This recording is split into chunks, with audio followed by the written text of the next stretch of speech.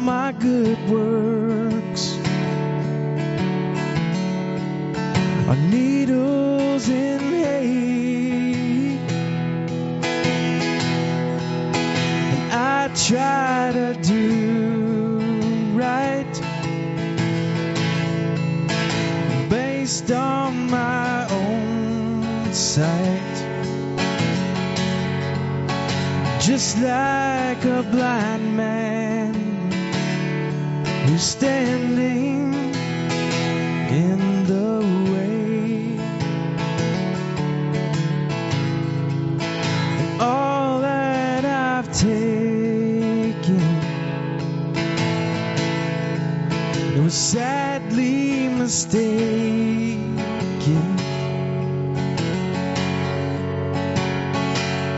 To bleed for my own, for my sake.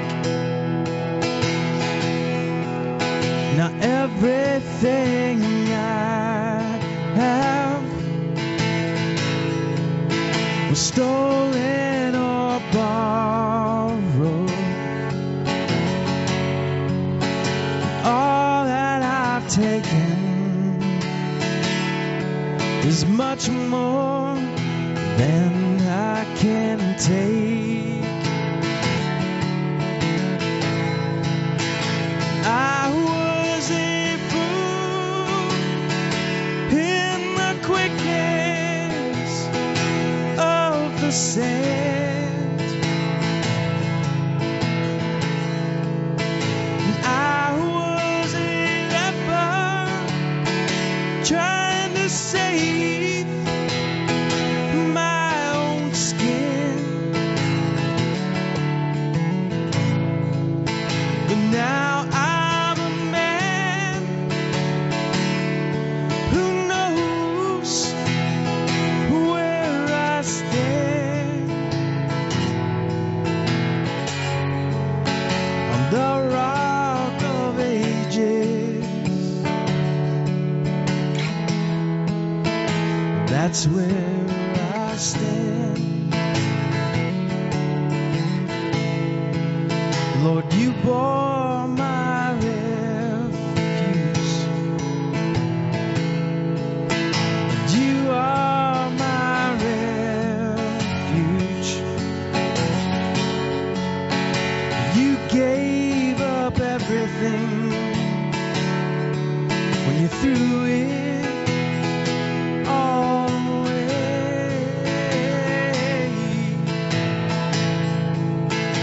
You gave me life new. You carried my weight through the evening to the morning and to the day. I was a fool in the quickness of the sand. I was a leper trying to save my own skin. But now I'm a man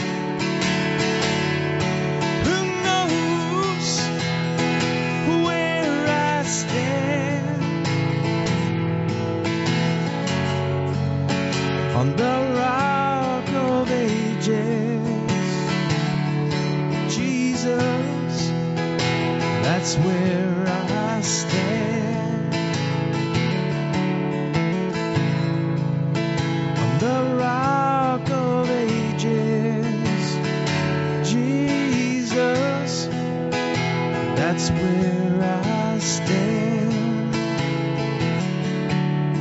Real. That's how it happens here. And so as the camera comes on, I'm drinking my water in a crinkly bottle, no less. But you know what? I failed to get a cup, so we're going to have to crinkle water for tonight. No big deal. Everybody's happy. You guys have been following along. We're in the book of Ezekiel, and we're in chapter 6 tonight. I know you're going to want to turn there and get excited for it, but I want to talk about a few things before we get started. As we've been going through Ezekiel, one of the things that, when we're getting started with Ezekiel, I wanted to point out, I wanted to show how the things that are in Ezekiel are in the newspaper. Hey, look, this is the stuff that's going on. And as we get further on, we're going to see some of that, and you're going to go, wow, that's in the Bible? Yeah, as a matter of fact, it is in the Bible, and it points to the coming of Jesus Christ. It points to, the time the times are coming. We're coming towards the end. And, my argument is always, well, we're at least closer than we were yesterday. Do we know that it's going to be 5 months, 6 days, and 3 hours? We have no idea, because the Bible tells us that no man knows the day or the hour, so we have no idea when and exactly how it's coming. What we do know is that we are in the season. And you say, we're in the season? Absolutely, we're in the season. See, the things that we're being told, and we've seen some of these in the book of Matthew, like we saw this past Sunday morning. And did you get to watch it, at least online? Okay, cool. So I don't have time to catch you up here, but we'll get there.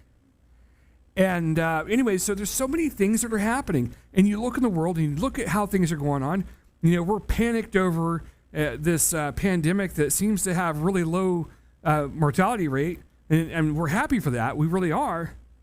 But it's like there's a big shell game going on, and we're all buying into it. And it's like, okay, well, that kind of fits well with the end times.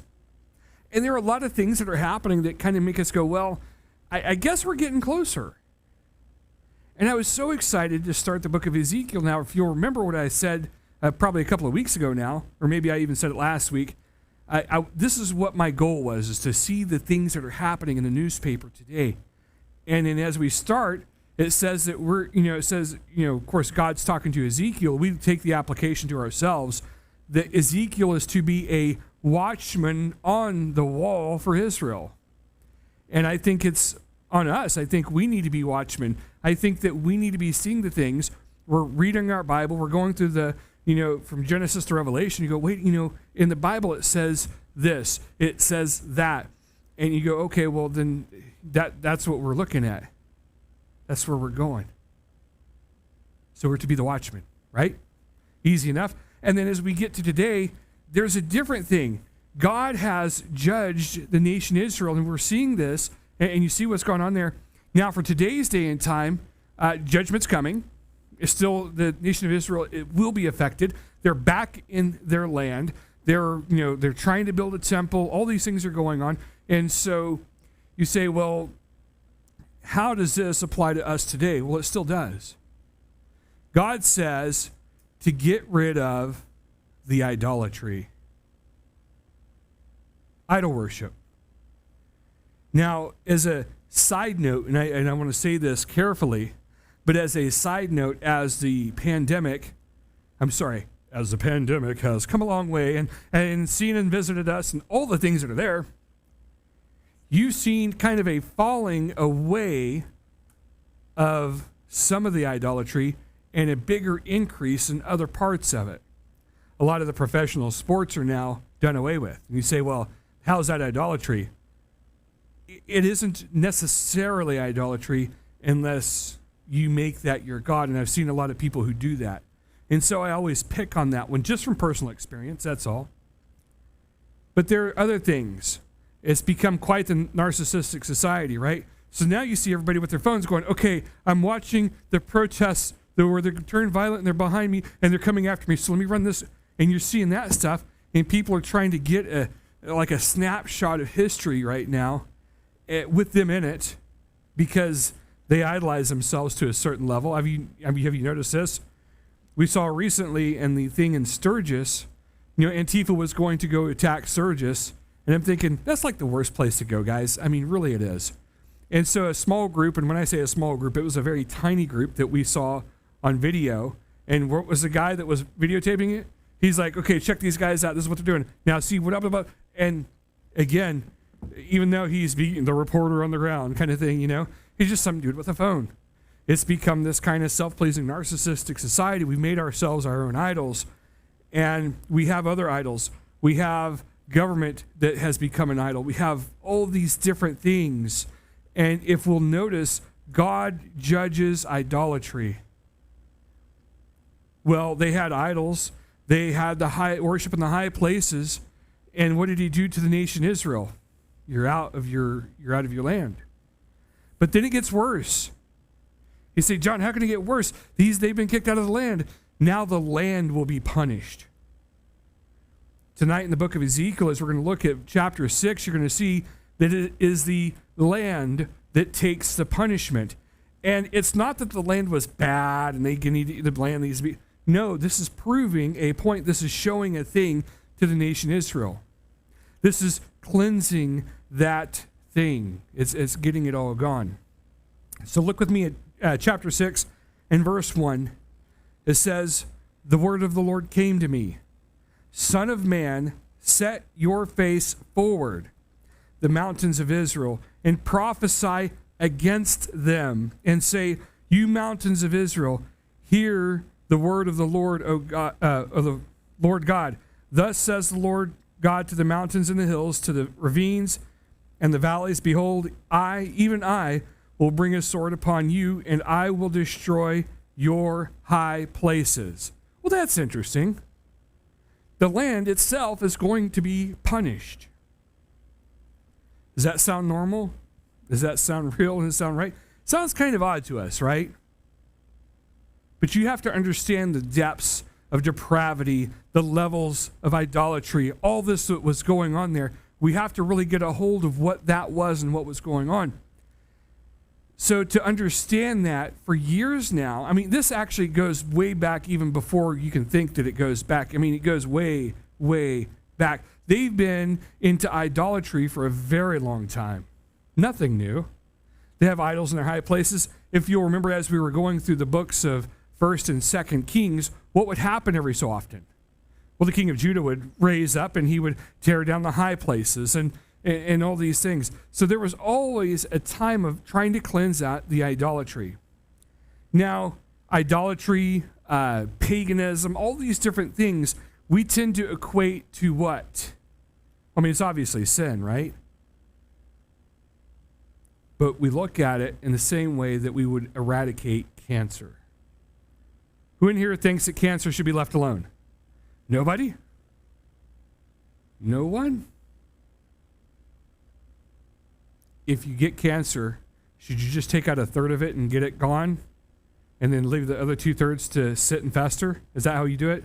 Just so it really eats up and goes. So you're the center of the whole group, just so you know. Yes, that's what we do. Sarcasm is thick with this one. So normally, most normal people would say, if there's a little bit in there, I want it gone.